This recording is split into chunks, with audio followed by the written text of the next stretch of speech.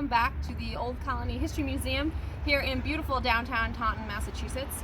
And we are doing our next day of planting for the OCHM Garden exhibit. Today is a really exciting day. We are planting our Three Sisters Garden. And if you've never heard of that, it is a traditional Native American approach to gardening that's been used for hundreds of years. And so what we're planting are corn, beans, and squash together in a companion planting style. And what that means is that each plant in this grouping is doing something to help the whole group. There's several types of companion planting, but this is maybe the best example.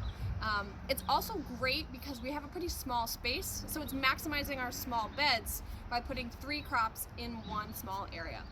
So we're growing as traditionally as we can. We're using a flint corn that we ordered. Flint corn is unique because only one ear is going to grow on each stalk. It's harder, it'd be really hard to eat. It might hurt your teeth.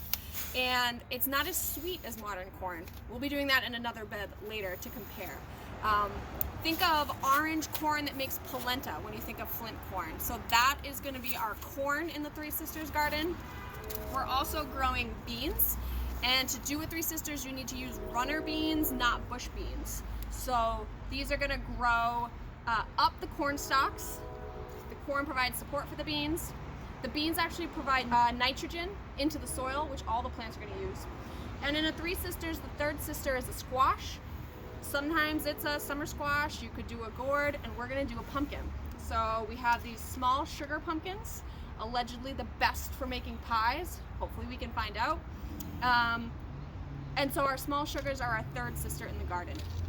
Corn goes first. So today, it's nice and warm out. We've amended our bed. We're going to be planting our flint corn. And when it's about 4 to 6 inches tall, hopefully in about 2 weeks, we're going to plant the beans. That's only because the beans are really fast growers, and so we're giving the corn a head start. And then maybe a week after that, or once the beans are about 6 inches tall, the pumpkins are going to go in. We're doing this in a very different way than you might imagine. Because they all need to work together, we're actually going to sow them much closer together. But let's get to the bed and we'll explain that with our seeds. Here we are at the bed for the Three Sisters Garden. It's got full sun, it's weed-free, and we've amended, of course, with a little bit of organic matter, put in a little bit of mushroom compost right where we're going to be planting today. And so we also have this really excellent mat that our curator Bronson drew, and you can see that in this bed we're going to have 2 different sections where there's corn in the center, beans planted around the outside, and pumpkins are going to go in the corner. And so the corn provides the stalks and receives nitrogen from the beans. The beans are giving nitrogen and they're growing up the stalks, and the pumpkins, which come in last, they have nice big leaves, and so they shade the soil. They help keep weeds down, and they kind of keep the heat from getting too hot in the entire bed so that all 3 can grow as successfully as possible. And so this is our goal. This is called companion planting, when you have plants working together, planted together to be as successful as possible. And it's also, as I mentioned, the traditional technique known as a Three Sisters Garden. Here you can see where we've added our compost. That's the darker material. Later we'll add it outside, but we're focusing right here for planting.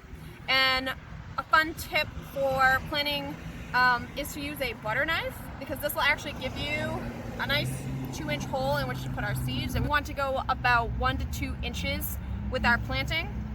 And we're also going to put 2 seeds into every hole just to give us a little extra chance that we germinate all of our corn. If both germinate, we will pick out the weaker seedling in a few weeks, but we're just trying to hedge our bets here and get as many as we can go. So looking for 8 to 10 plants ultimately in this area, filling in this whole section right here. And remember, the beans are going to be growing in these spots up the corn stalks. So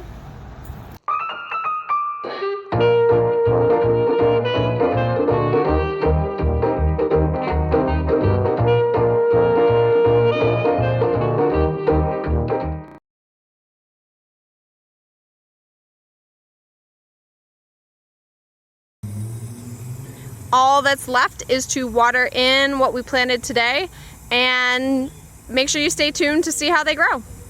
So that's it for planting video. Hopefully you'll give it a try in your own garden. We also planted our sweet corn today, and there's a lot going on here in the early spring at the OCHM Garden exhibit, so we hope you stop by here at the Old Colony History Museum.